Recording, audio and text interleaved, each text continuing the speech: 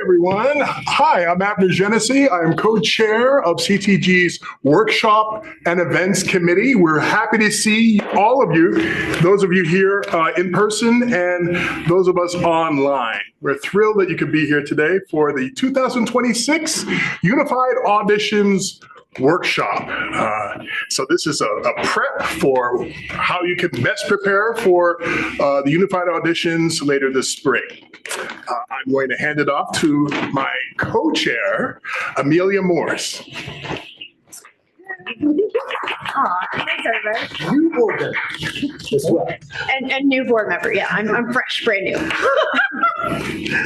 I am. Thank you for being here. I would quickly like to read a land acknowledgement that we acknowledge the land on which we gather today is the traditional and ancestral homeland of the Cheyenne, Arapaho, and Ute peoples who have stewarded and cared for this region for generations. We recognize that this land later became a shared space for many other indigenous nations through migration, trade, and displacement. We honor the ongoing relationship that Indigenous peoples have with this land and recognize the endurance, presence, and cultural and contributions of Native communities today. We also acknowledge the painful history of colonization, displacement, and broken treaties that continue to affect Indigenous peoples. By recognizing this history, we commit to continue to learn from it, respect Indigenous sovereignty, support Native communities, and work towards a more just and inclusive future. And for my folks that are here tonight, we ask that you please silence your cell phones. That way we don't have any noise that interferes. The Zoom is really sensitive. So just be mindful. Leah's on and she can help you as well. So I'm going to hand it back to my other half, Abner. Good job. You did a great job.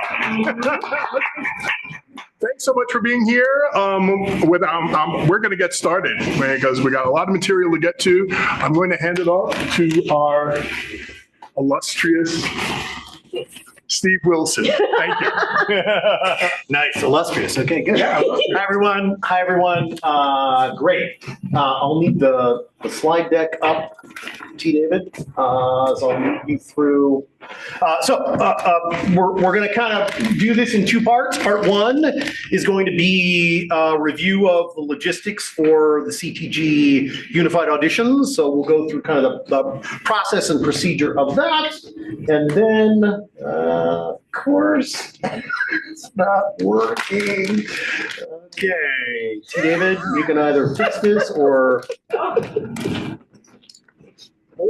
you can make them go.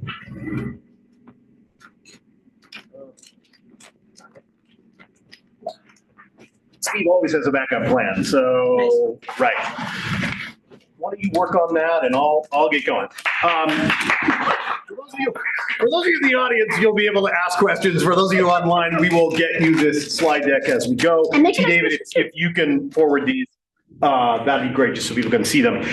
So we're welcoming the live participants, the Zoomies, and the folks that'll be watching this recording afterward, because you can fast forward past all of this stuff. You've got two hosts tonight, the amazing Betty Hart, who is, yes, round of applause for the amazing Betty Hart, CTG board president. She's also the co-artistic director for Local, and myself, I'm the chair of the CTG Unified Auditions Committee. I'm the executive artistic director of Center Stage, which is the youth theater, and a freelance director and sometimes actor.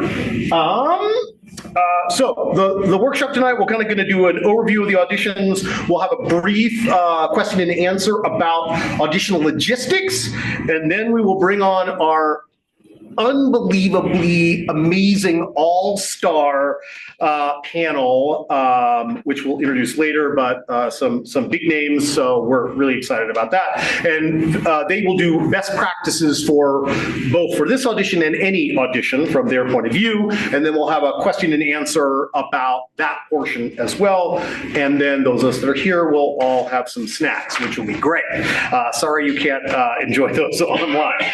Okay, so The unified auditions. So let's go to the next slide, and we're going to go to the next slide after that. Oh, yeah, that's good.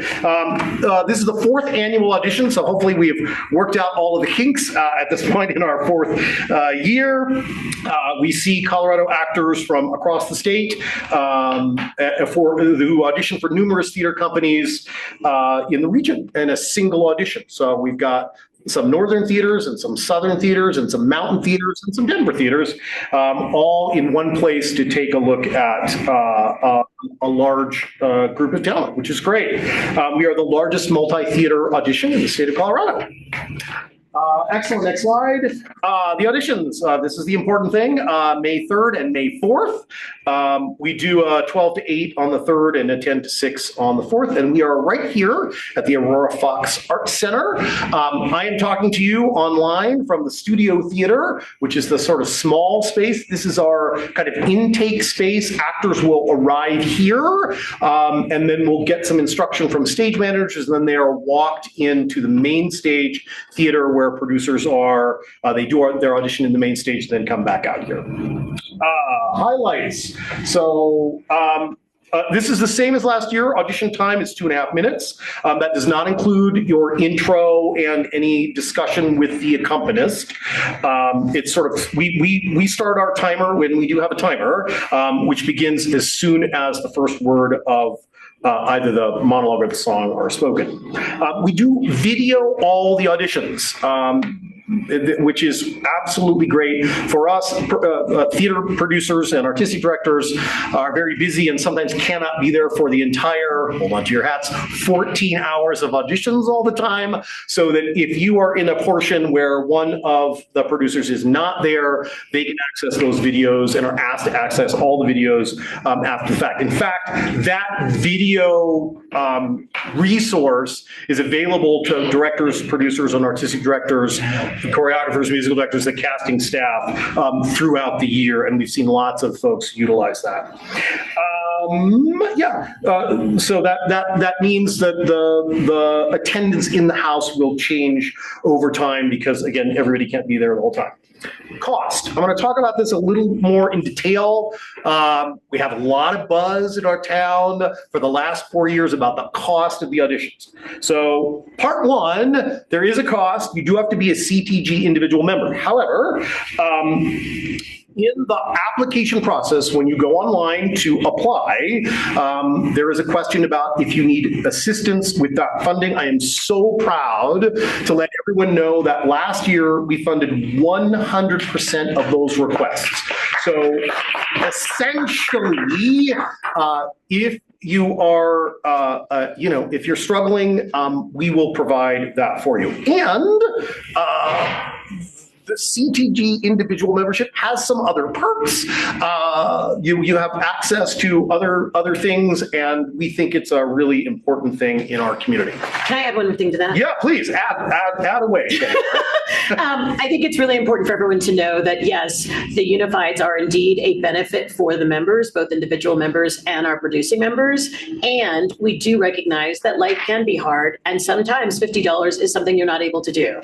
That being said, I like to just remind people that there can be I can do 25 right now, right? So it's not hey, everybody, let's do free, because then we would all go out of business because everything costs money. So I just want to kind of say that because Steve is really kind, kind of the deferential politician, and I will just say it as the board chair, like it takes money for us to run the website, it takes money for us to pay the accompanist, it takes money. So no one's getting wealthy off of it, but that's really how it works. So, and anytime anyone has a question about that, you are more than welcome to respond and let us know.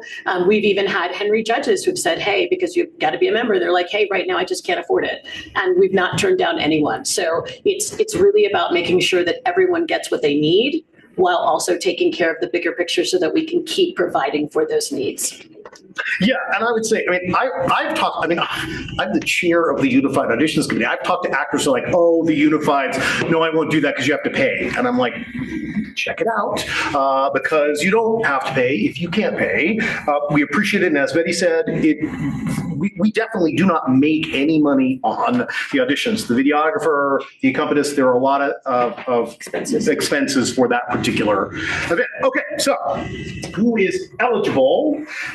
You have to be 18 years of age or older.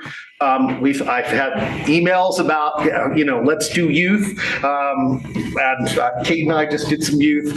Youth are awesome, but producers don't always have youth spots in their season. So we do not provide for that yet, but keep an eye on the website if you are youth and wait for that 18-year birthday. You do have to be a member. As I said, I'll talk a little bit more about that. We already mentioned that if you need assistance, we'll do that. We do ask you to disclose your union status because obviously the producers that are hiring need to know whether you are a member of Actors Equity or not. And we ask that actors that are auditioning be available during, some may get cast afterward, but we ask that you're available in the 26-27 season, which is what we'll be auditioning for. Okay, who is eligible? Sorry, next slide. No, okay, yeah, gonna go back. Oh my gosh, all right, all good. Yeah, it's the 5, could go back one more. Okay. Yep. So to be eligible, you have to have 5 qualifying performance credits or be a recent grad from college, 2 years. The last 2 years, you can be graduating in May or June of 2026. That's fine. So you don't have to have the degree yet, but it needs to be close and within the last 2 years. Important to note, if you are a recent grad, you don't necessarily need to meet the 5 qualifying performance credits. We have a lot of recent grads that actually meet both, and we encourage you to let us know. I'm going to talk more about the qualifying credits on the next page, but that distinction is really important. 5 qualifying performance credits or a recent grad with a degree in theater. The screening committee does have discretion to make decisions on specifics. That usually happens if we have more applications than we have spots. And in that case, we prioritize underserved communities, which we'll talk about. All right, so this year, this is new this year, we tried to really lay out what is a qualifying performance credit, because that has been confusing in the past. So the first one's the easy one, professional union or non-union paid performer work. So if you've worked at any theater in town and received any amount of money, that's a qualifying credit. Also, non-paid volunteer performer work. So if you've done a community theater show where you were volunteering your time, that also counts as a qualifying credit. If you are a paid guest artist in an educational show, so you're a guest artist coming into a college or another educational environment in order to perform with students, that counts as well. Museum theatrical offerings, that has to be scripted, so it can't be like, you're in the dinosaur costume at the Natural History Museum, but you have to have done a show. I did many years ago a one-man Charles Darwin show at the Natural History Museum, so that would have counted. So check. Understudy or swing credits. So they do count if you performed the role, which we want indicated on the resume. So it can say understudy, performed, and then that will count. And then for recent grads only, so if you're not a recent grad, then that's the end of the qualifying list. If you're a recent grad, then you can list college productions that you did, and those count toward your credits. All right, let's go to the next. Non-qualifying credits. This list has grown a little bit over the years. Educational credits generally do not count. High school, college, again, unless you're a recent grad, or any pay-to-play educational opportunities. We have many wonderful educational companies in town where you pay to be in a show. Those do not count. This one's a big one, film and television. We know we have many movie stars in our acting community, and we love you and you're awesome, but we are auditioning for live theater, which does ask for some different skills. So those credits do not count. You can list them, but they will not count toward your 5. Religious plays performed at religious organizations. Improv comedy, again, some shows will ask for some improv comedy, but the qualifying credits, that does not count. Opera does not count, staged readings don't count, and understudy or swing credits where the roles were not performed. Okay, wow, we are so specific this year. All right, the process. Pre-screening materials. So you will send in your application, which is all online. We will, I'm sure, send that link out if you're not already aware. If you know our website, you can find it right on the top. Click on that and you'll find that application. We ask essentially for your performance resume, your headshot, and then we ask you to answer a bunch of questions. And labeling is important. I just spent a bunch of time today relabeling a bunch of files. So we ask for last name, period, first name, period, CTG 26, and then if it's combined file, you would say HS, RES, headshot resume. If it's just a resume, RES, just a headshot, HS. That is important in us being able to find your resume later. So please do that. I did have one auditioner write last name, not first name. So don't do that. Write your actual last name and your actual first name as you do that activity. Okay, so selecting auditioners is based on our qualifying criteria. So if you do not have 5 credits as deemed by judges that are evaluating the resumes, then you will not get a spot. We will notify everybody by early or mid-April. We'll see how that goes this year, but you'll generally hear before mid-April. The audition is in early May. If actors, I already said this, but if actors' interest exceeds the spots, then we do prioritize underserved populations, which include the recent grads, BIPOC individuals, and individuals with disabilities. Materials for auditions. Yes, it's application only. Once you submit, you do not need to resubmit. You don't need to bring a hard copy of your resume to the audition. If you're selected, you don't need to send another copy. We're all good. We have it. We're good. One exception. Yes. If, for example, you just got new headshots and you want to show that update kind of thing, you are more than welcome to bring those things in, or not bring them in, but send them in so that we can shift it out. We do understand that. Or if you're like, ooh, I barely got the resume done in time because of life, but I really do want everyone, all the producers, to see all this great work that I've done and I've curated it and made it look pretty. Yes, you can also do that. Always in a timely fashion. Those things are welcome. Yeah, and that just goes to the CTG Unified's email, which is on all of the Unified's material. Send that to me and I will take out the old resume, put in the new, and all good. All right, next slide. Logistics, parking here at the Fox tonight was probably pretty easy because there's not a whole lot going on, but it can be a little tricky. So there are spots in the front of the building, just very few. There's more spots behind the building and kind of to the side. If that's full, there's the library parking lot, which also is good. And then you can also park on the street. But there's not like a massive, amazing Arvada Center parking lot where everybody, so just make sure if you're coming, you get here early. Check-in is right here in the studio theater. Actors will come through these doors, check in with stage management, who will note their pieces, by the way. We do not ask actors to list the pieces they are doing in advance. And that is because many of us have been actors and we know you might decide the night before, no, I really want that one. Just did this. So you can decide the last minute. You will tell that to stage management. Stage management puts that in a doc and all the producers in the other room can see it. Warm-up space. There is no warm-up space at the Fox. I am so sad to announce that. I'm so sorry. We have actors every year be like, we want our warm-up space. We cannot change the architecture here at the Fox, we are so grateful that they have donated space for the audition. But make sure you warm up in advance. And pending weather, you're welcome to warm up outside.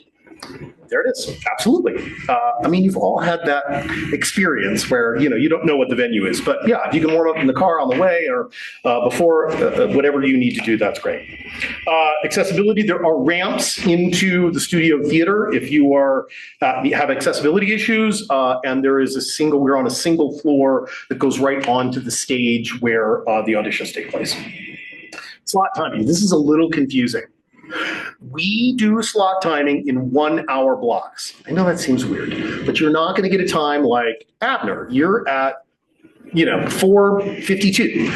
No, you get an hour slot. And then what happens is whoever is here first is prioritized in that order. That is to accommodate you get a flat tire, or you end up not showing. It makes the auditions cohesive. So we know you're here. Everything runs very smooth because of that, but it's a 1 hour chunk of time.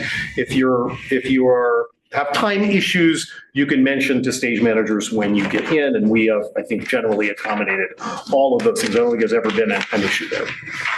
I already mentioned this. The slot limit is 2.5 minutes. Again, the auditions can be whatever you want. You can curate and craft whatever you like in that 2.5 minutes. You can do a song and a monologue, pretty traditional, or a monologue and a song. You can do 2 monologues. You can do whatever you like, but it has to be 2.5 minutes. The exact composition and the exact timing of each piece does not matter. And I'm just going to add on that. Yep. Often, and we'll talk more about it in the audition panel conversation, but I would say you have 2.5 minutes, so whatever you do should really take 2 minutes and 15 seconds. That way you can breathe. That way the audience can laugh.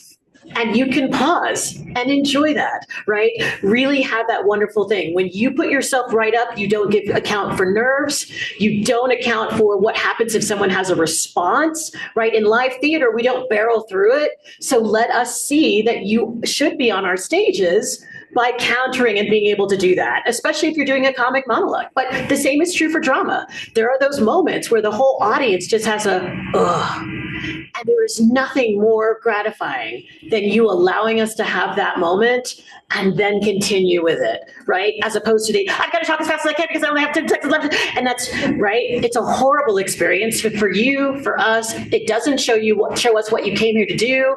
So think about that time in that way so that you can shine and we can really see what you're about.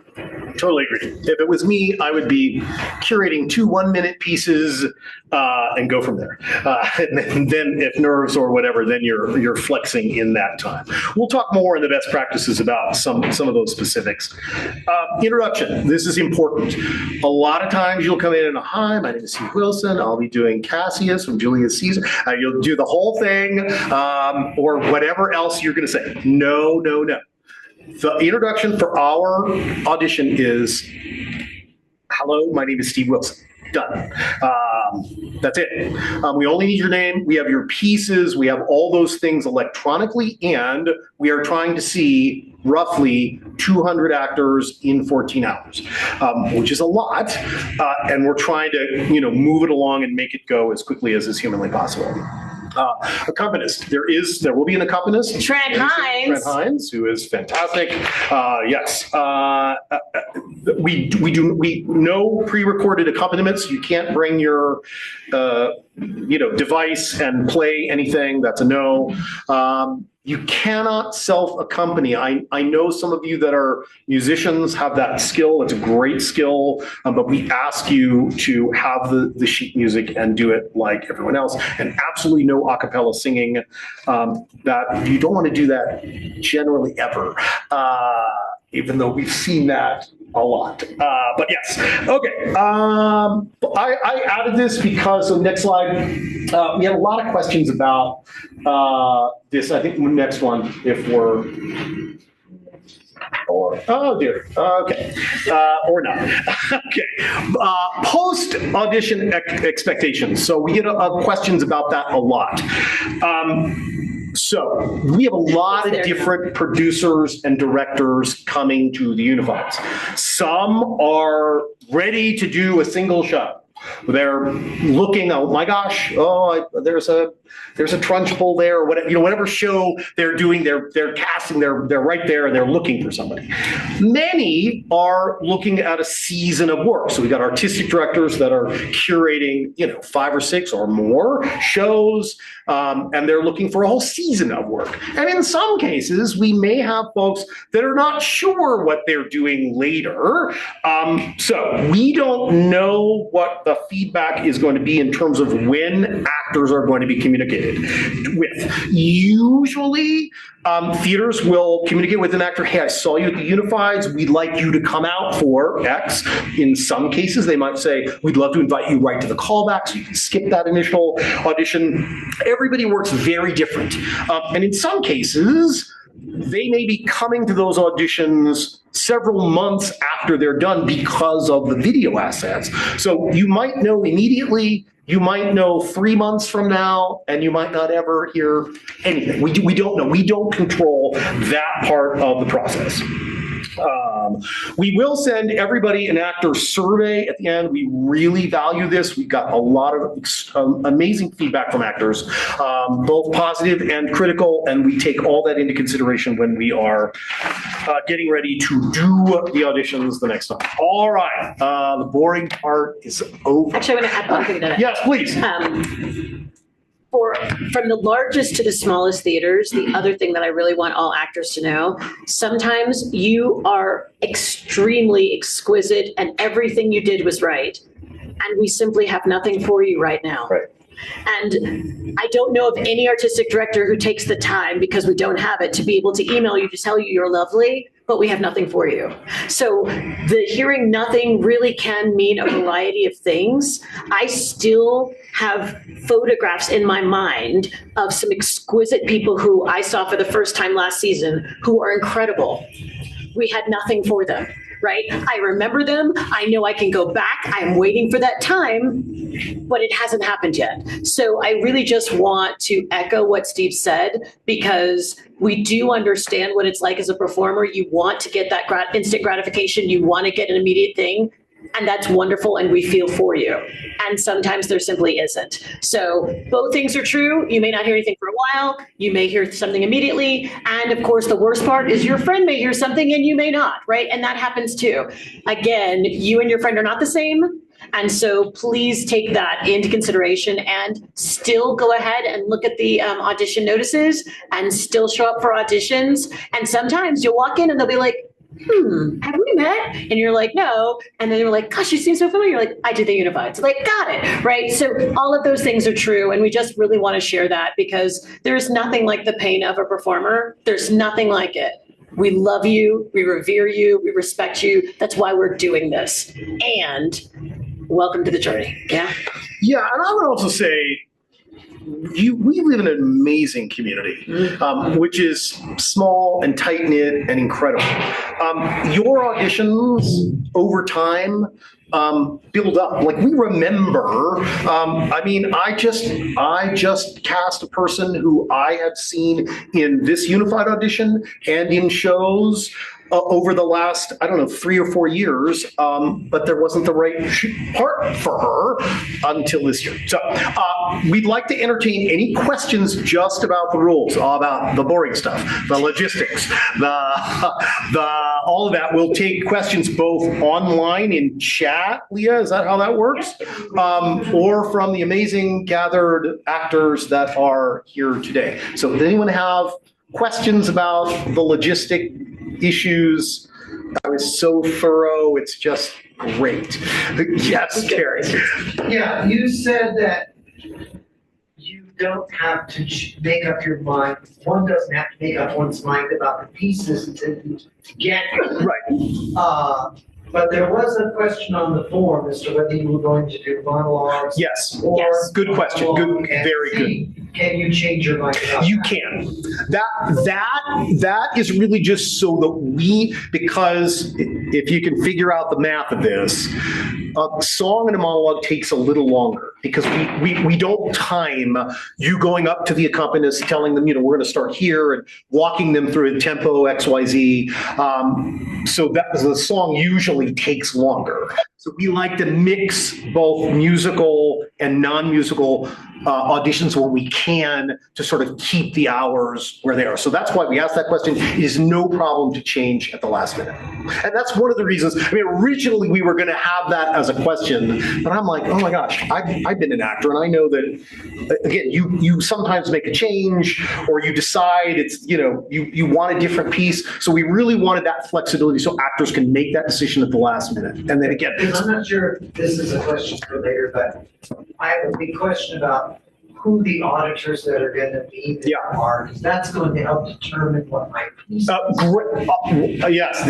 Yes. I think we have a question about this later on the panel, but I completely agree. Though what you are auditioning for, no matter who is in the house, is a rep company audition because everybody does different stuff. I mean, although these two are like musical icons, but you'll have dramas. Right, exactly, absolutely, exactly. So in that particular case, I think, Terry, you were really looking to find a very diverse package that shows your range because you don't know you're auditioning for Come From Away or Matilda. You can't tailor the piece in that way, but you are auditioning for a season of work. Think of it as how you want to kind of couch it for a large constituency. However, good point. We've had a lot of questions. We still even had questions last year. We will make the list of people that are coming available. By coming, I don't always mean they are going to be sitting in the audience watching. It's possible they are only available on one day. It's possible they'll send a colleague another time. And it's possible the theater won't be represented for a period of time. So I don't want you to panic if you get in that room and I really wanted Kenny Moten. Really wanted Kenny. Don't worry. They have access to those auditions and we'll be able to see them that way. We have a question here from our friends online. How many people are in the 1 hour time block? 18. And another question from someone online is, are there any resources or support for actors who need pianists to practice musical materials with? Thanks. It's a great question. Great question. We don't have any particular resources for you, but what I can tell you is many people will simply go onto the Facebook page, the CTG page, and say, hey, can you tell me accompanists who are taking people right now for this and what you charge? And you will get a litany of responses of, oh, this person does it, they have this charging, or contact this person, or people say, I'm an accompanist. So that's what I would encourage you to do, as well as asking your friends who also have music teachers who do play. Yeah, great question. That's a really good question. Great. And then you had a question as well, right? My question was when you get to post the list of who's going to be a reader this audience? Yeah, we should have it posted by the end of this. We're getting ready to do that. So producers do not have a March 13th deadline. So we've sent them an email and they are usually slow because they're very busy and all those things. So that list will grow. What I do is I will put the list, there'll be a link on the website so you can see the list. I'll also probably include that list when I send everybody the email, which is this massive email about logistics, your spot, all of that. So you get that email and there'll be a link there so that you can double check who's there. To Terry's point, if you're really looking to either specifically make sure somebody sees you or tailor your audition to the sort of basic type of folks that are there, you should be able to do that. And that list will grow all the way up till probably a week before Betty and I have to, say, hey, have you, because we do like a good representation. It'll also be posted here at the Aurora Fox. Our stage management team is extraordinary, and so that list will also be posted. So when you come in, you'll be able to see what theaters are represented. Great. Any other? The next question is going to happen in the next section. Great. So we're ready to move on? Yes. Sweet. It is my honor and pleasure to introduce our two additional panelists. I mean, they really don't need an introduction, but I'll give one. The incredible Kenny Moten, who is the Associate Artistic Director of the Arvada Center, freelance director, actor, I learned as well. I mean, he's done work all over town. He is And the country. on the country, deeply respected by all of us here. Katie Moten, can you come on?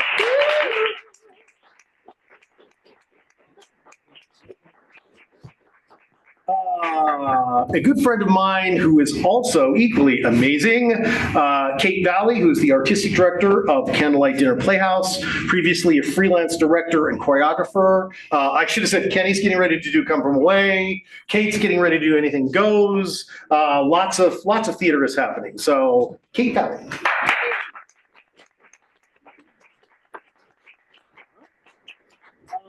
So I just have a couple of slides to get us started before questions.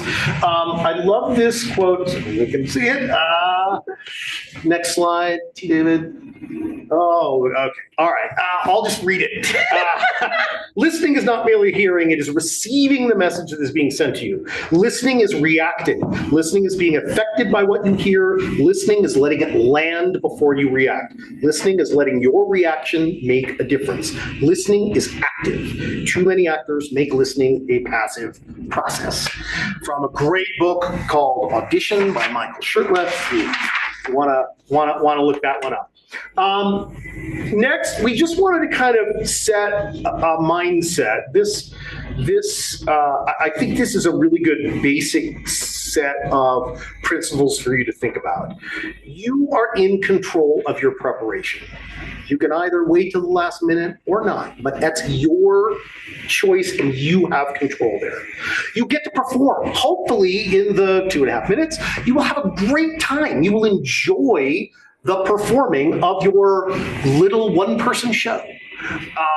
And you have agency to accept or decline callbacks or offers based on your audition experience. That is something that I think actors have to understand. I like to think when I'm in an audition room that a part of it is me trying to make sure actors are comfortable, and that if Kate makes an offer to an actor that I've cast, like they want to be in the show with me, that I have not scared them or what have you. But you can make that choice. And right, if you get weird vibes from somebody, then don't take it. And then very quickly, these are just like the basic highlights that over time we have come to sort of know. This is a little, please, because of the Unifieds, review the rules. We have lots of rules, guidelines online. They're very detailed. We have lots of questions that are answered in those guidelines. So please take a look at them in advance. A lot of times that will, you'll be able to get your question answered from that. Terry brought it up, but tailor your material to the audition where possible. Again, in this setting, it's more like a big repertory company where you're trying to show breadth and depth and all the things that you do.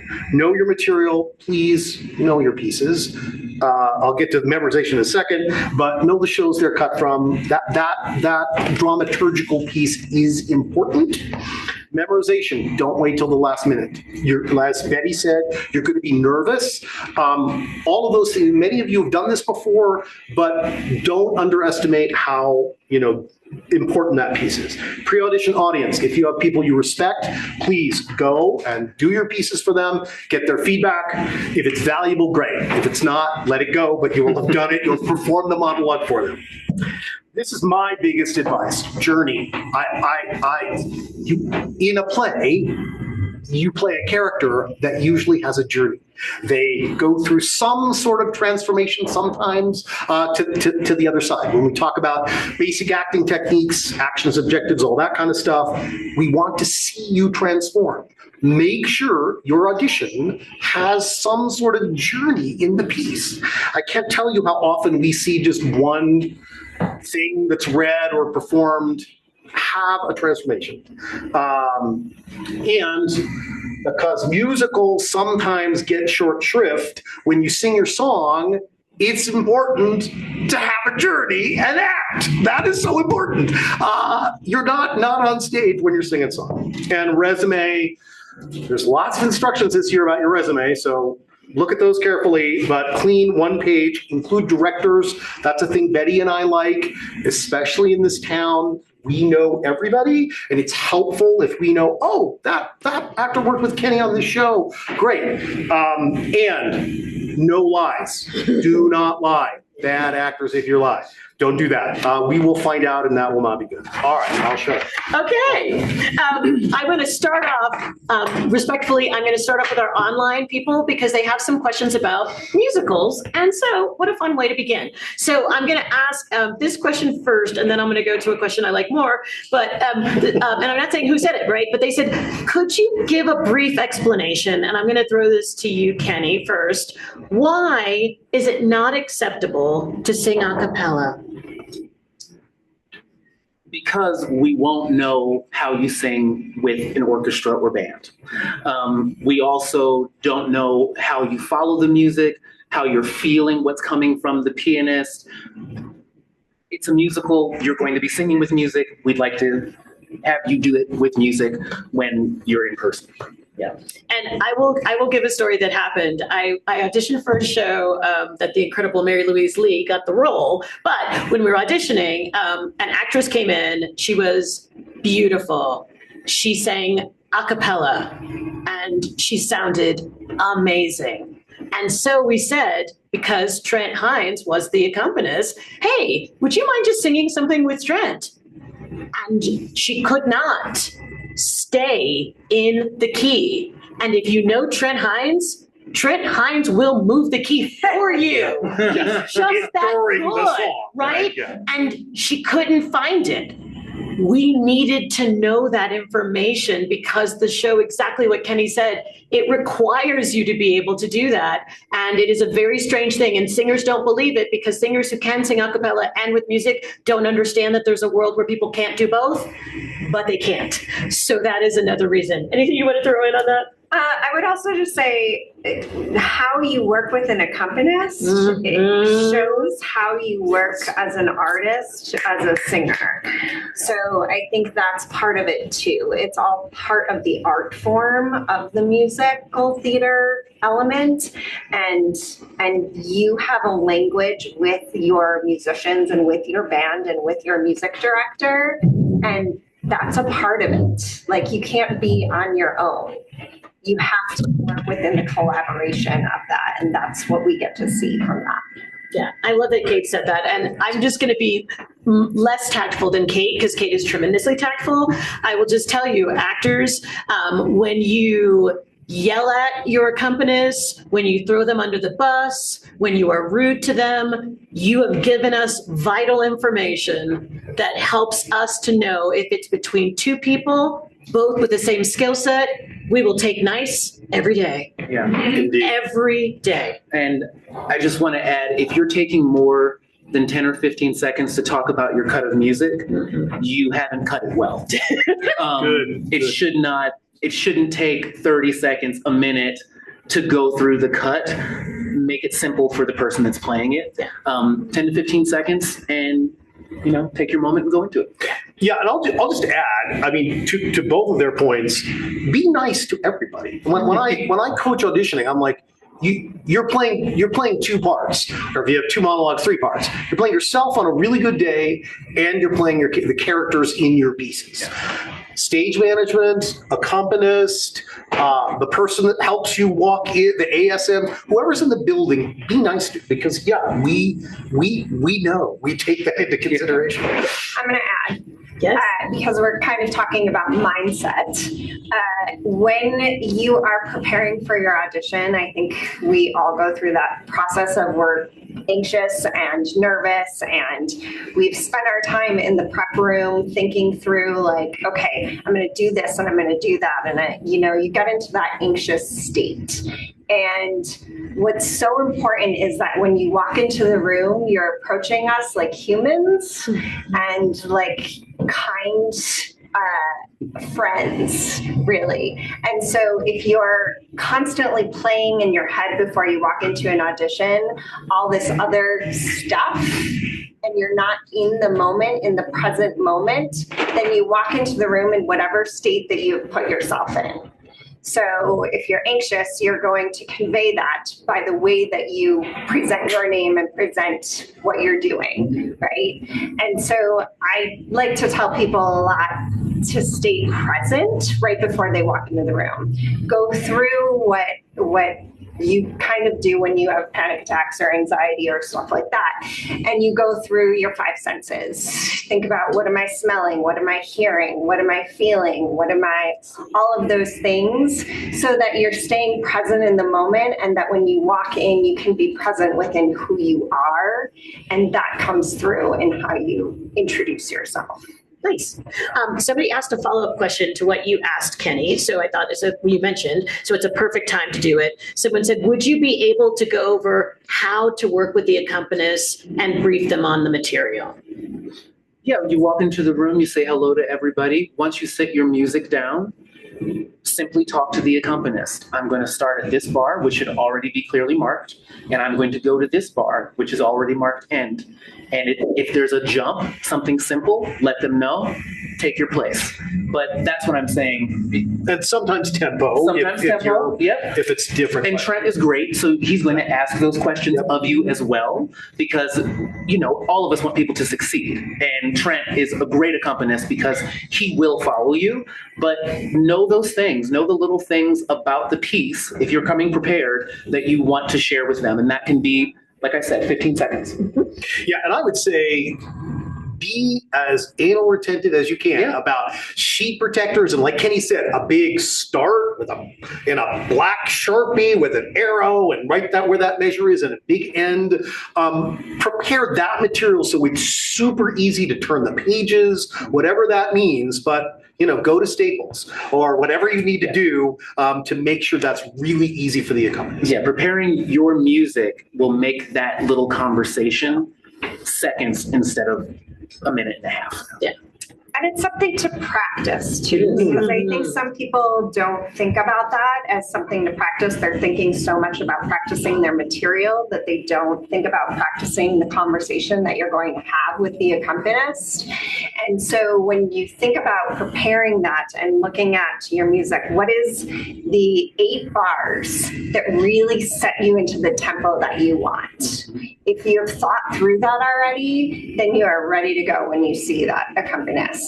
I've seen a lot of people get really nervous as soon as they approach the accompanist, and the accompanist says, "Can you sing me just a little bit so that I can feel out that tempo?" And they're like, which part should I sing? They have a million questions all of a sudden in their head, right? So if you practice that, you're just a little more prepared and you can stay calm in that conversation. And you just made me think of something while we're talking about musical auditions and both Unifieds and auditions, period. Fun fact, the reason why we're talking about also working with an accompanist is because just because you heard the soundtrack on Spotify doesn't mean it's in the same key that your sheet music is. And I just say that to you, right? Or the same tempo. And so, because actors are like, oh, I've heard it, I know it. And then they get the sheet music and then they make an assumption. And then suddenly it all goes wrong. And I had the great privilege of being directed by Kenny and Caroline or Change. And there was a song and I listened to it and I was like, great. But I still had like my time set with my voice teacher. And I showed up thinking like, I've got this. And then he started playing and I was like, that's not how she did it, right? And he's like, yeah, but that's how you're going to do it. And they're going to know that you are a professional because you've got that. And it was like a beautiful moment of, all the preparation that you're doing, because everyone doesn't recite music perfectly. We get that. But that's why you still need, before you come to an audition with music, you have to work with an accompanist. And it is a beautiful thing to work with an accompanist you do not know, because then you don't have someone who's like, I know what you do and I'm countering for it, right? Because they were in relationship with you. At an audition, they don't know you. They are going to be focusing on the music and how you told them. So if you can just, and yes, money's tight, but it's worth it as part of your career, do that. And also, I'm just going to remind you that a lot of accompanists are willing to barter. You may have skills that they need, right? People need babysitters, people need pet sitters, people need their lawns done. Like, you may have a skill that you can be able to trade that allows you to still be able to do it. So I just like to mention that, because people almost always want to say, but money's the barrier. It can be, but there are often other solutions if you're willing to work for it. Don't expect other people to give them to you, but be willing to work for it.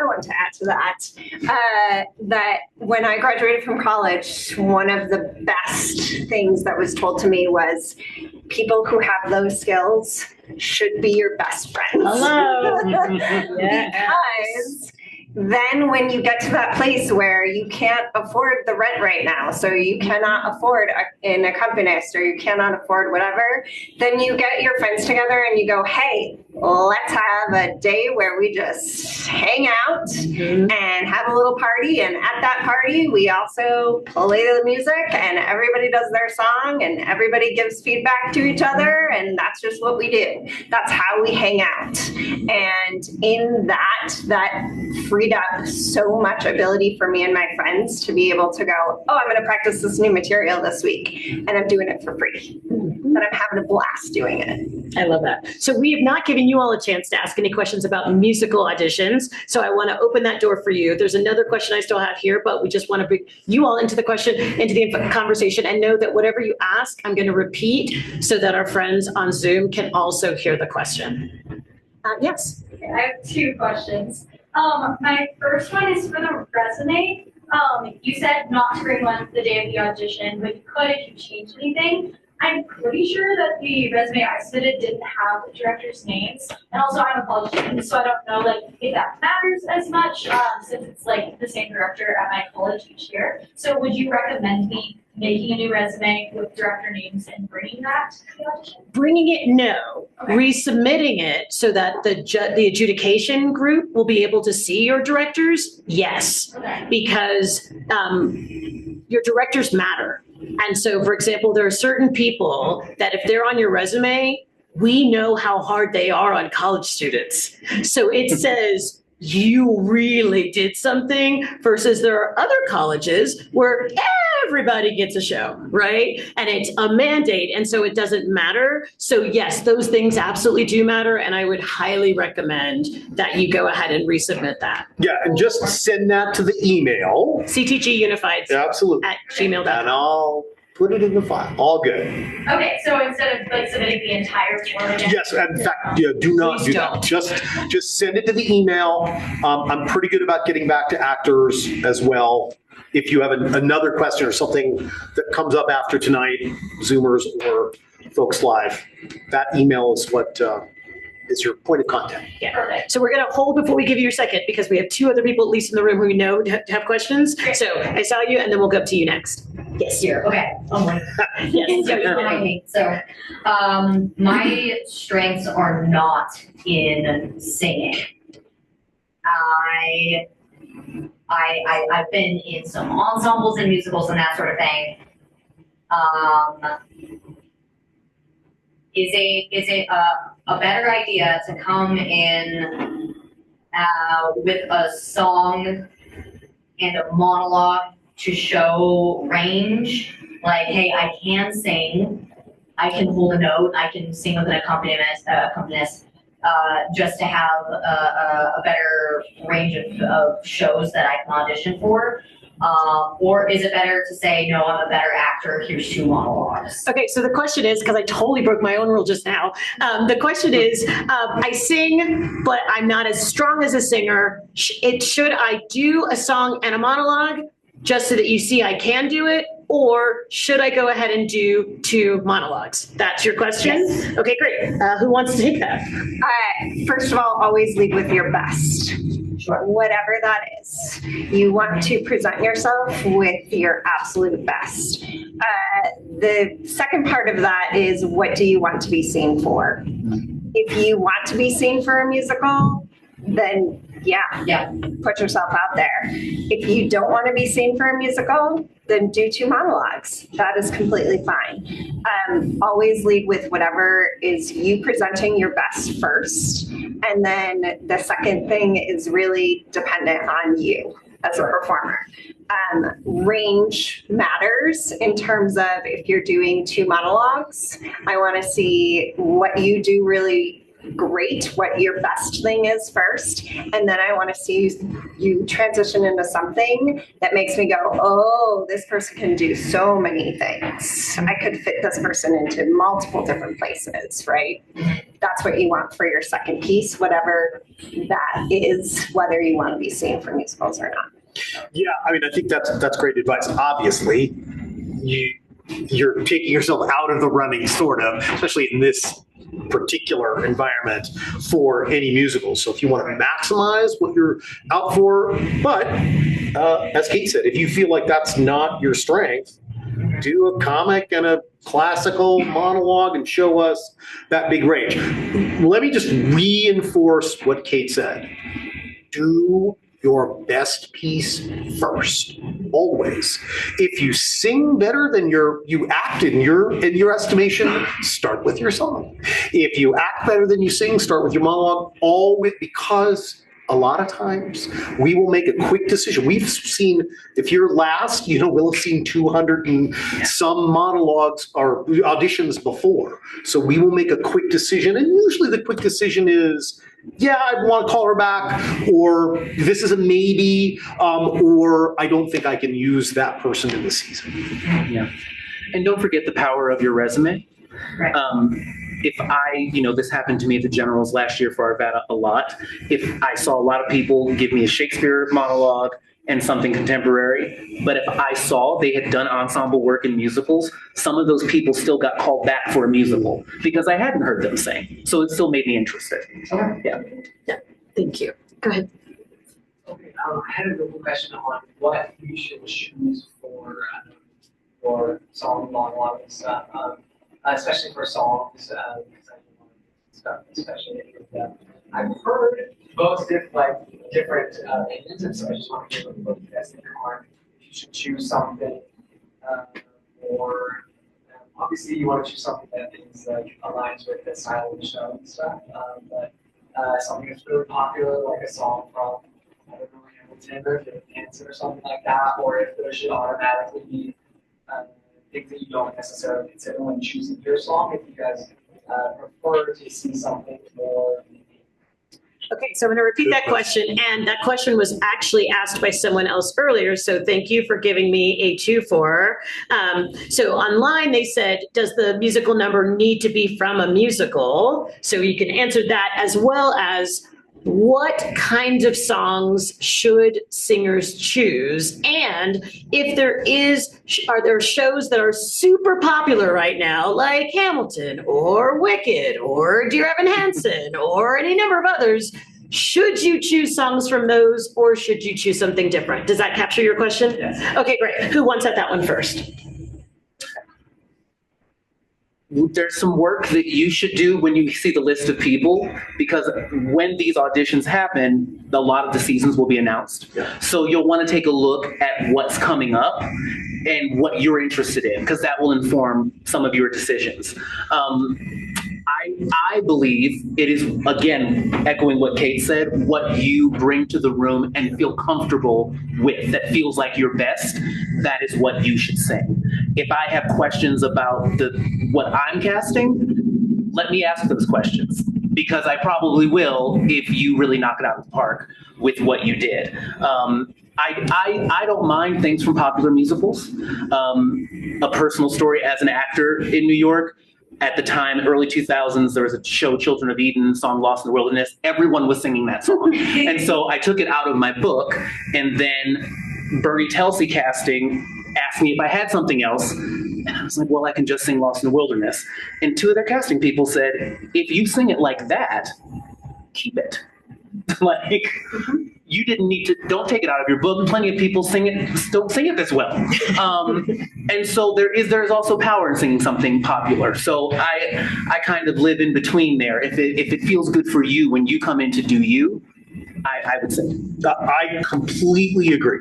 My story is, in my young career, when I was auditioning for Shakespeare festivals, all my acting teachers were like, oh my gosh, you cannot do Edmund from Lear. You can't do that one. Everyone does it. But I did it pretty well. And so eventually I just loved to do it. So I enjoyed the process of doing it, and maybe was present and got cast. So Kenny's right. If we saw a slew of oh my gosh, Tuck Everlasting and Matilda. Yeah, Matilda. Yeah, right, exactly, for Matilda, which we just auditioned 330 video auditions for, which is crazy. So, but it doesn't matter if you sing it really well and you love it and it touches you, because finding an audition piece is, a lifetime process. You will never find, you will rarely find the absolute perfect piece, and you should be renewing those over time, because you might come back for a second Unified or a second Arvada or Candlelight audition, and you're going to want to keep those things fresh. So constantly explore what that is, but I don't also care, even though we saw lots of Tuck Everlasting. All good. What I will add about choosing something that's popular, and this is true whether it's a monologue or a song, make sure that you are telling it as you. Yeah. Do you know what I mean? Too often, especially when we're at the beginning of our career, we spend a lot of our time trying to sound like someone else, and we don't. And so all you do is remind the people on the other side how much they love that person. Mm-hmm. And you want us to be reminded of how much we love you. You want us to fall in love with you and your talent and your ability to tell a story in the way that only you can, which makes you necessary at our callbacks. And I say that because when you think about, he just said 300 people. How many people did you see for Come From Away? 200. Okay, so I want you to hear that, right? 300, 200. That's a lot of people. And so if most of those people sound exactly the same, they are quickly forgettable, despite the amazing way they showed up. But when you do something that is you, no one can touch you if you are ready and present and prepared and in tune and doing all those things, right? That's what separates you from the pack. And so that would be the key, to really make sure that you are telling your story through the song and you're not telling someone else's version, because then it's distance. There's a filter between you and we can't connect with you as much as we'd like to. Does that make you think of something? Yeah, I would add to that, you as an artist, not you as you. Yes. Because I don't want to see you just walk into the room and play Kate. No. Right? I want you to be in that character, but it's what you as the artist can bring to the character that you are choosing. Yeah. And I was going to say, just something for young actors. There's power in youth, in very often, especially for general auditions, I feel like younger actors will jump ahead with monologues and songs to something that, I always wanted to sing Make Them Hear You when I was 22 from Ragtime, but that was not my Coal House time. And we're all looking for young actors in different ways. Something we found with Romeo and Juliet. So few young actors wanted to be Romeo or Juliet. Mm-hmm. They were doing Lord Capulet, Lady Capulet. So doing something that fits you as the artist and you as the person, because we're looking for everyone of all ages and all types. Yeah. Thanks. Yes. Can I ask a similar question to the panel? Advice on, if you want to perform something non-traditional, not Broadway, so a pop rock song, and then maybe for a TV or a movie? Good question. Okay, so the question is it okay to not sing something from Broadway or the traditional musical theater canon? Is it okay to do a rock song, a pop song? And is it okay to do a monologue from a television show or a movie? Let's start with the musical stuff first, and then we'll go to the next. Yeah. So there's different things that we're talking about here. One of the things is we're talking about when you're auditioning directly for a musical versus when you're auditioning for a CTG Unified Audition sort of thing. When you're auditioning directly for a specific musical, you want to do something in the style of the show. It's just helpful in terms of how we're looking at you and how we're looking at your technique and how we're looking at how you're going to fit within the world that we're creating. In a CTG Unified Audition, there's so much more room in terms of how you can present yourself. And if that's something that you do very well, I would say go for it. Absolutely. That being said, make sure it is material that still shows a journey and that you have done the work of how do I then place this within the theatrical world? So have I developed a character underneath it? Have I developed the storyline of what that character's super objective is and the things that you're not necessarily going to get handed to you by the material if it's not within a show? You have to do that background work so that when you walk in, we're seeing that. Yeah, I mean, personally, I like it to be from a musical, only because that's what I'm doing. I'm thinking about casting you in a musical. However, if it lights your fire and you do it really well, and it is different from the original artist that recorded it that I might have listened to on my drive-in, great. You give yourself a slightly harder journey because of exactly what Kate said and what I said at the beginning. The journey. Is there? I know it's hard. It's 1 minute. Yeah. But is there a transformation? Especially in the songs. The songs I think are harder because you work with your vocal teacher. You know this goes here. And I'm going to slide here. I know this is the tempo. You've done all that technical stuff, but a lot of times actors who sound amazing don't think about if Kenny's going to do come away. There's some significant acting happening in all those songs. So we want to kind of see both things. I mean, do you guys have? I mean, I'll say this because it's also important to remember, and this is what's challenging about doing a unified audition. You have traditional musical theaters. Yeah. You have dinner theater, right? You have immersive theater. You have plays with music. Mm-hmm. So you have the gamut. So the question is, what do you do well?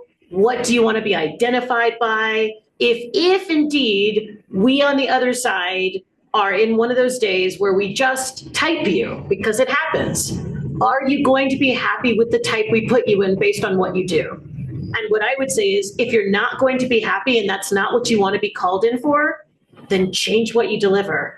Because not every director or artistic director is going to go, oh, I can see the myriad things that you could be doing, right? Instead, they're like, great, you look like your 20s, you can do comedy, and you can hit that F. Got it, right? And then they're moving on. So you have to help us see you the way you want us to be seen, which is part of why Kate said the contrast is all.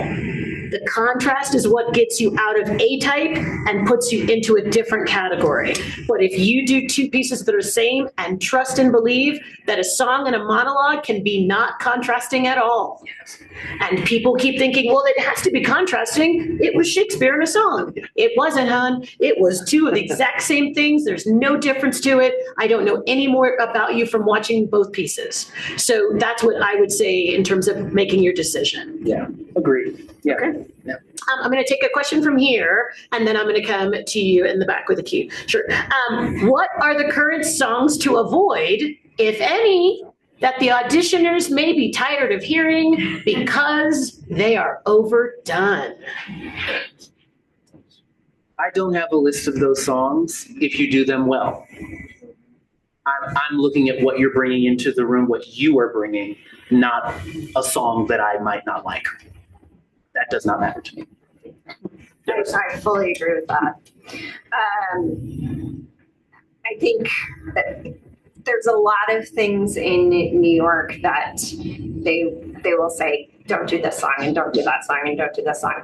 Most of that has to do with accompanists and what they are wanting, what they don't want to be handed. In terms of some of the difficult accompaniments that they have to play, and you have to remember that they're sight reading. So if it's super challenging material, then there's a good chance that the accompaniment underneath your audition is not going to be great. Yeah. And you don't want that. So just just don't do those. But overall, whatever you do well, that's what you want to show. Yeah, I think we answered that a little bit before, but yes, I agree. But to Kate's point, which is a great one, yeah, if you have a really complex Sondheim, now Trent's great, but you never know what he's easily going to do. So try to make it easy on yourself and everyone else when you're making those selections. Great. All right, back to you. Okay. For if you were to do a monologue in a song, do you find it to be better if they do connect in some way, as far as like a stronger audition, or is it totally fine to like have completely different stories, you just take a second routine, versus like actually connecting the storylines? It's a great question, and especially talking about colleges, because colleges create those packages in a way that people outside of college rarely do. So the question is, if you're going to do a monologue in a song, should they be packaged together so that there is a connecting tissue, or is it okay to have nothing in common and you just take a beat between and you have that? So that is the question. What are your thoughts, Kate? I would much rather they be different in terms of material, in terms of contrasting character work is my big thing, right? Because as Betty said, you could do a classical monologue and then, differing material, but you still are presenting the same character, and it just becomes a wash of this is all they can do. And I don't want to see that. I want to see a huge range of what you can do, right? And so my favorite thing is when somebody has really curated their audition and they're thinking about how they're going to shift from one character to the next. And that moment before, whatever that is going to trigger them into a completely different character within a second, right? We do get nervous. We do have those moments where we want to take a moment, take a breath, and that is okay. But you've done your moment before work, that seeing that shift in 1 second and seeing somebody become a completely different character in that moment and do it well is so impressive. And it really shows range, and it shows that you came prepared, and it shows that you did the prep work that goes into all of that. Yeah, totally agree. And I'll just add to that. Don't forget to rehearse that transition. So what we generally don't want is, and I finished my piece, and you do that bad high school.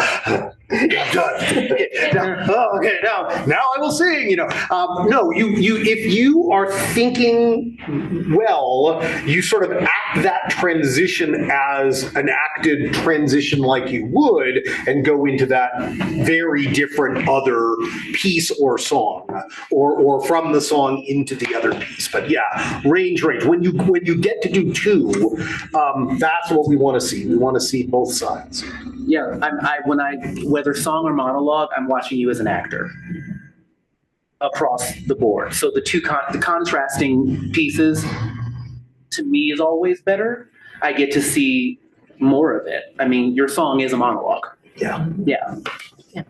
And the second half of your question, we didn't answer. And so thank you, someone on Zoom. Can someone do a piece from TV and film for their audition as the monologue? That is the question.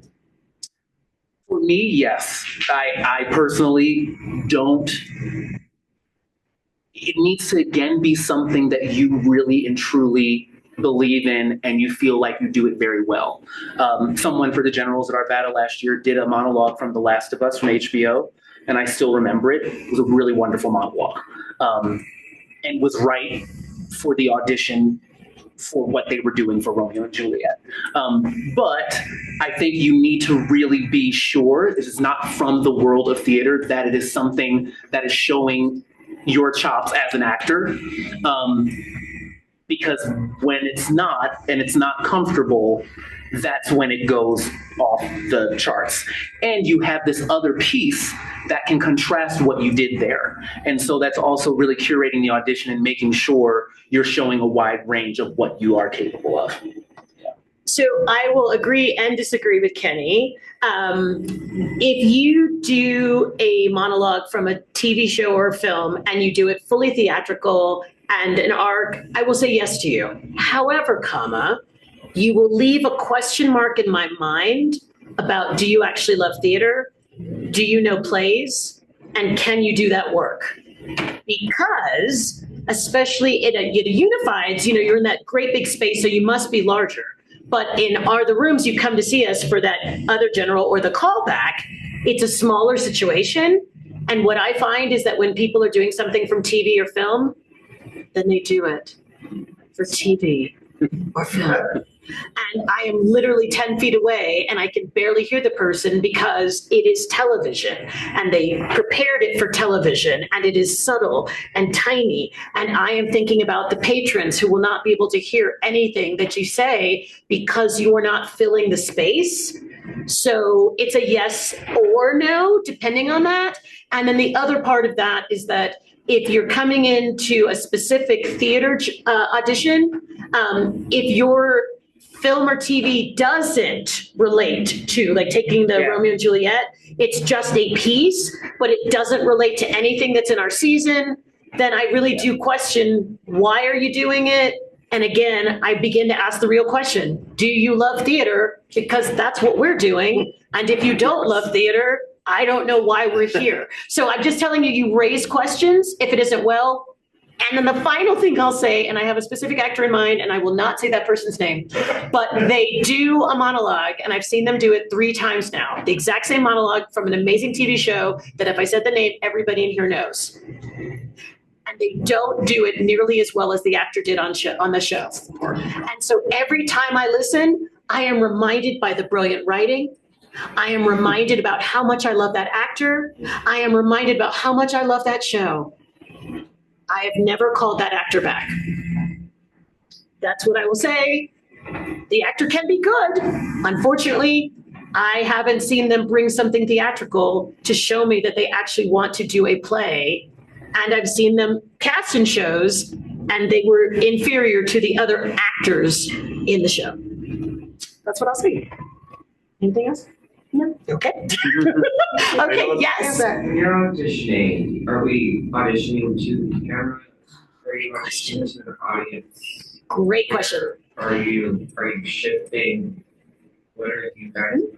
That's great. The question is, when you're auditioning at the Unifieds, are you looking at the camera that is videoing you? Are you looking at a specific focus? Are you shifting? Where are you looking? Logistically, you are not playing to camera. The camera's job is to catch you. You are not playing to camera. And what I would say is it's a theater space, play to the house. So embrace the entire audience. Then there are people, because the Fox has both a balcony and then people down below. And if there are people sitting up there, I would say make sure. I mean, it's not a balcony; it's a it's a what do you call it? A second rise, level, right? Yeah, but play to everyone, because then you tell everyone in the room that that's what you would do when you come to the different theaters where we work. Yeah, and the camera's pretty far back, so that would be hard to play right to that. Again, you're pretending you're doing the monologue in a play. One of the things I counsel actors is to make sure your focal point is sort of a 45-degree angle as you're looking out at the audience. So I wouldn't play profile. I mean, Kate's not here if I'm auditioning, so if I'm playing to somebody here, that's not good. You want to send your energy over the audience.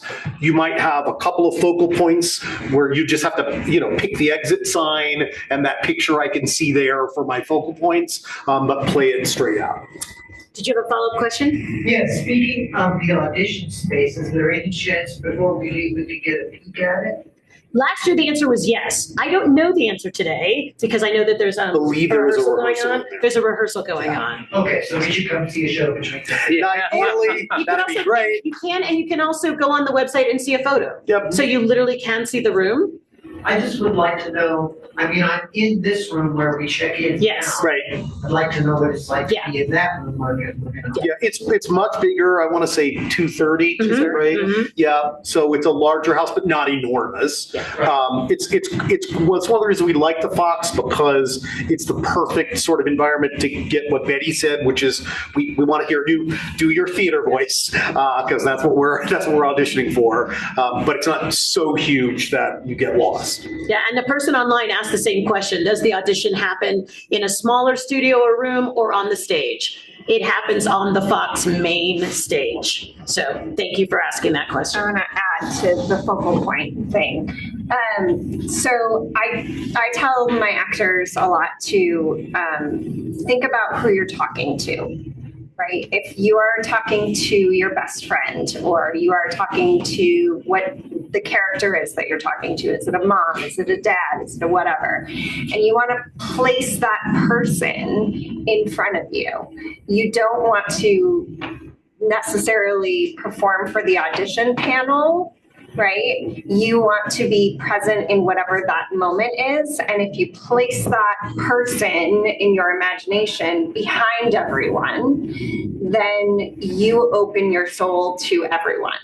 And the eyes are the soul of the actor. Like, the eyes are the window to the soul of the actor.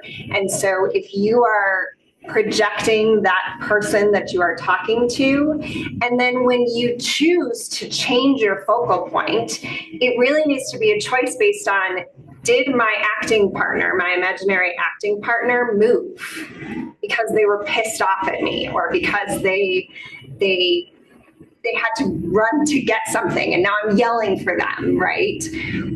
What is your imaginary acting partner doing? And then that makes sense to where you're looking and where you're moving, right? It's all connected to that, and less about the logistics of, I'm going to sort of spray my focus all the way around the theater, right, to all of these people, or even in an audition room, looking at your panel in front of you and performing to them. I'd rather it be over my head to the imaginary person behind me. Yep, I can't tell you how many young actors have like set a chair up and then they will do their monologue to the chair. Don't ever do that. Again, I want to feel your energy. I think Kate's right. If it's behind, you're sending that energy out, ideally to your focal point as very connected in a human way, playing your actions, your objectives, being affected either by their reaction or lack thereof. Out. Someone asked, will there be a chair for the monologue, for example, Yes. or should everything be played standing? There will be a chair. You are welcome to use it or not, whatever works best for you. Yep. Yeah. Other questions? Yes. My question is, how would you suggest we best prepare for dance calls? Should there be one that comes to jumps or capabilities, as well as to avoid the most common mistakes you see? Okay, the question is, for dance calls, which there is not at the Unifieds, but there are certainly for most generals Yep. throughout the city, the state, how should someone best prepare for dance calls? And what was the second half? To avoid the most common mistakes. Great. And how can you avoid the most common mistakes that take place at dance calls? Learn how to listen. Listen is the key to a dance call, right? If you are fully present in the room and you are hearing all of the details that the choreographer is giving you, then you are going to do so much better than if you are second guessing yourself, or you are not present in the room, or whatever the case may be. You want to practice going to classes all over that are going to throw combos at you, because you want to learn how to pick things up quickly and how to process that quickly. And there are techniques to that. And it is truly something that as you practice, you get better at. Avoid hiding in the back of the room because you're afraid that you're going to show yourself in a bad light because you're picking up slowly, or whatever the case may be. By being confident and stepping up. And that doesn't necessarily mean you're in front of the room the whole time and you're trying to show off. But you're listening to the choreographer and taking the okay, front line, move to the back, move to the front, you know, like all of that sort of stuff. You want to be present. You want the choreographer to feel that you are present. You want them to feel like you are listening to what they're teaching you. You want to show that you're not afraid to make a mistake in front of them, because then they can go, ooh, that count was just a little bit off. And they can help fix you and they can play with that. If you are hiding and you are scared and you are not moving and doing things full out, you will never get it into your muscle memory. And when you go into when they ask you to do 4 at a time or 3 at a time or whatever, the person that you were watching steps away, you will not have it in your muscle memory, right? So muscle memory is everything when you are learning. And if you're not doing it full out as you're learning, it will not come. Kate knows all of this. She was a Rockette for 4 years. She's a great choreographer, director, artistic director. So listen to her. Give yourself some markers. I feel like in dance calls, I watch people, and this includes myself, you focus on what you don't remember in the sequencing as opposed to what you do. And what you do remember from that muscle memory are checkbacks back ins, and you don't know what someone else is doing. So just giving yourself those markers of what you do full out that you are sure about will help you on the path of getting the sequencing down for those other pieces. And that's just a common thing I see. I also say in my classes all the time, change your brain. Change your brain. So whatever you're concentrating on the first 2 times that you went through that combo, after the second time, change your brain. Okay, I was really focused on my technique for this particular spot, but I didn't really pay attention to this spot. Or I was really concentrating on my performance and my personality and what I was giving in facial expressions, and then I totally forgot what this was, right? So you tend to go, like Kenny says, into here's what I know I can do well, right? But in order for you to pick up all of the combo, you need to consistently be changing your brain. And challenging yourself and going, okay, now what's the next thing? What's the next thing that I can add into that? Yeah, and I mean, here again, I think dance is the absolute hardest to bring yourself, your character, your personality to it, or if it's a specific dance that is asking for some sort of personality, because you want to get the moves right first. You're doing that first. If you can get that done, so that when you get to showing it, you can also add a little acting and personality to that final. But again, that requires muscle memory. Yeah, for sure. If you have the muscle memory, then you can add in all those other things. If you don't have the muscle memory, then you stay stuck in that place of what's next, what's next, what's next, what's next. I will also say recover quickly. So, a fun Rockette audition story. I was a returnee, and you can go to a specific returnee audition, or you can go to an audition with all the newbies, essentially. And I was in with the new people at this time because of the way my calendar was, whatever. And this was the final call, so you're asked to recall a whole bunch of choreography that they've taught you for the last 2 days for 12 hours each day. And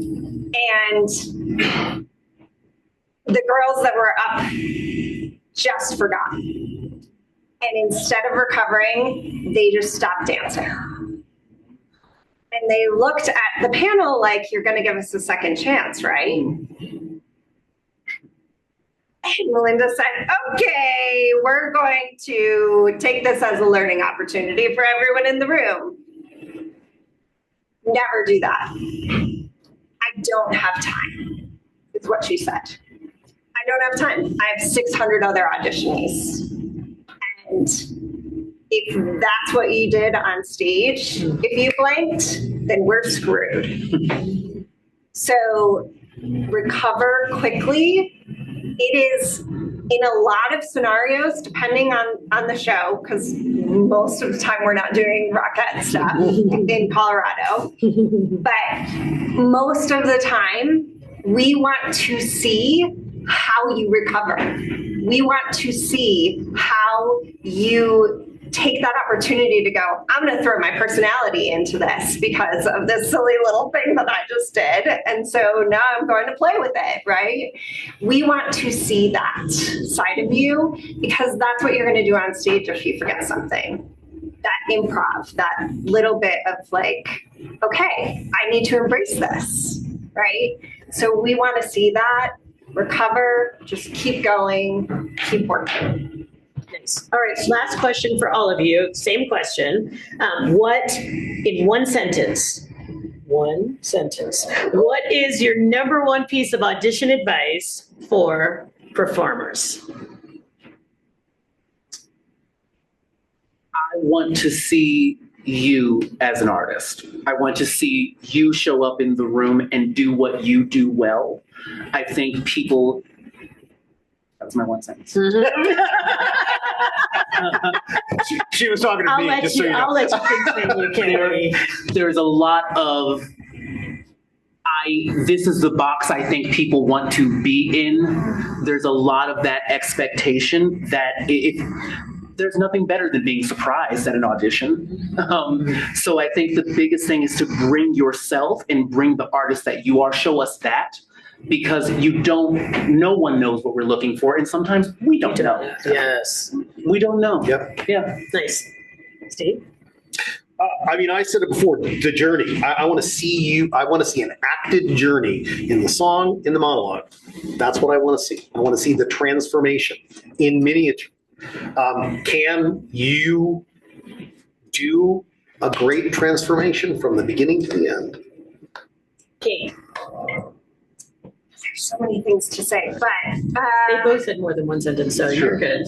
I'm going to say yes and is really important in any audition process. And in order to be in yes and, you have to be present. Whether that's a yes and with the accompanist or whether that's a yes and when the director throws something at you, whether it's something that happened outside of the audition room. Your improv skills of yes and will guide you so well in the audition process. And my one piece of advice would be know that your creation of a character is powerful. So you don't need to go into survival brain when someone right before you sings the same song or does the same piece. You have an understanding of that character. Take it into the room with you. Don't let your representative, that's what Kate keeps talking about, don't let your representative show up. Your representative is never as good as you, and your representative rarely gets the job. Yeah. You get the job when you can show up and do that thing that you do. Someone on Zoom asked one final question, and they said accents/attire, which is clearly two questions. So do you want accents in a general audition? And we'll start there. Just, do you want accents? If you do them well, Yes. and they're appropriate for the material that you are doing. How do you know you do them well, Kate? Because what if I think I do it well? Have you worked with a dialect coach on it? Have you done it in a show? Things like that. Great. So it's not just because your friend says you're good at it? No. Okay. Yeah, I mean, I think the rule of thumb is generally no, although I have seen great auditions which really can show even more contrast if you do it really well. Make sure you nail it. You don't know that I might be an expert in a certain accent and know all the details of that or not. But yeah, make sure you've done your homework if you do that. It can be a good way, again, to show contrast. No? Okay, so then I'm gonna toss to you attire. What should people wear to auditions besides clothes? Something professional. What does that mean, Kenny? To me, that means, I like to think of business casual, but I want something that you feel good in, that fits you, that you feel confident in, that isn't something you woke up in. What you would wear to an interview. This is ultimately that. Yeah. Yeah. And I will add, I want you to wear shoes you can walk in. Yes. Friends, because I understand that for a dance audition, you want to show the legs. That's great. We can see the legs when you're not wearing 6-inch heels, but we can also see that you're not able to be stable. And so if you don't normally wear 6-inch heels, don't come to an audition wearing something you've never worn before. Make sure the shoes are broken in. They have everything to do with how you end up representing yourself in the character. Shoes matter. Yeah, I mean, think about it. Curate your audition outfit. For something like the Unifieds, I completely agree with Kenny. I think kind of business casual, but ideally something that you don't just pull out of your closet, your audition outfit. Or maybe you have a couple, and depending on what pieces or what things you're doing, think about what that looks like. And generally neutral, don't make your outfit more interesting than you or distracting from you, and think about it. Okay. I would say you elevated to a professional level. So I get sometimes people are like, I'm not a business casual person. I feel stuffy in this, or this doesn't represent me. And to me, I'm like, okay, so what represents you? Are you edgy? Are you, what is that? And then take that and elevate it to a professional level. You can do edgy without looking like you don't care and that you didn't put any thought into it, right? So still represent you, but do it in a way that's respectful and that has an element of, hey, I'm the type of person you want to work with. And then I would also say 2 things that I learned in New York is a lot of casting directors say, make sure you're not wearing a tube top or something that is that doesn't have a strap to it, because it puts you in a position where if they ask you to do something physical, you feel insecure in what you are wearing, then that is not a good thing to audition in. And I also would say that in New York, another thing that was told to me was sometimes it's really great to have something that is unique to you, that you carry from one audition to the next. So for me, it was a cute little rhinestone heart pin. And I became the girl with the rhinestone heart pin at every audition that I went to, right? And it didn't matter if I changed my outfit or changed whatever, that was how people recognized me. And in New York, more than in like the Colorado environment, which is a little bit smaller, things like that matter. Okay, it better be good because I'm opening the door. Final question. Okay, glasses, do they hinder your performance of like facial expressions and stuff like that? I love that. Question is glasses. If you wear glasses, should you be able to wear them, or do they hinder our ability to receive your work when you're auditioning? They do not hinder. No. Not at all. You can wear them. Makes no difference. Yes. Yeah, and honestly, I would much rather you be able to see. Yes. And because that changes how you act and changes how you react to things in your environment. And I want you to be fully present.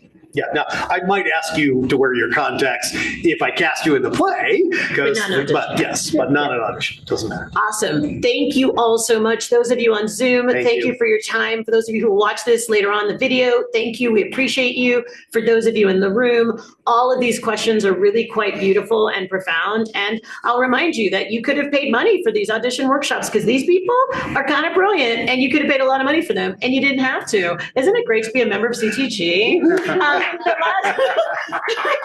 The last thing I will say, we didn't say it out loud, but it was in everything that we said.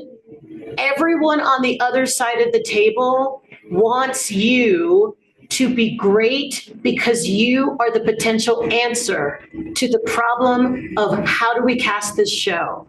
So if you walk in thinking of yourself as an answer or a solution, it changes your mindset than if you're thinking, oh God, I know they hate me. They always hate me, right? That mindset, tell her, him, or them to take a seat. They can return to talking to you after the audition. But when you go in, really believe that you are here and that they are going to receive you because we will if you bring yourself as opposed to your representative to the table. Yeah, and I think that to what Kate said at the beginning, that will make you feel present. We love you. And I think, I mean, in my experience in this community, there are a lot of amazing directors, artistic directors, and people that want actors to succeed. So pretend we are your ally because we really are. We want, and you might even change our mind, right? We had a certain vision of what we wanted for one character, and then you come in and you're like, well, wait. What? Maybe we could read that person for this. We love it. We're not judges, we're collaborators. Exactly. Yes. Do you want the final word? Sure. Okay, come on, take it. Thank you for being here. We really, with these pearls of wisdom and these golden nuggets and just how to do what we're going to do as you prepare for your unified audition. Thank you so much for being here. If you have any questions, of course, you can email Colorado Theater Guild. Not about auditions. This is it. Or so said. Would you like to add anything? CTG Unified, and you can find that that email online. About the next program? Yes. It's not been announced yet. Sorry, buddy. I just got confirmation. Our next Directors on Directors panel will be on April 26th, so please attend. Yeah, look for it on the website. Thank you. Thank you. Thank you.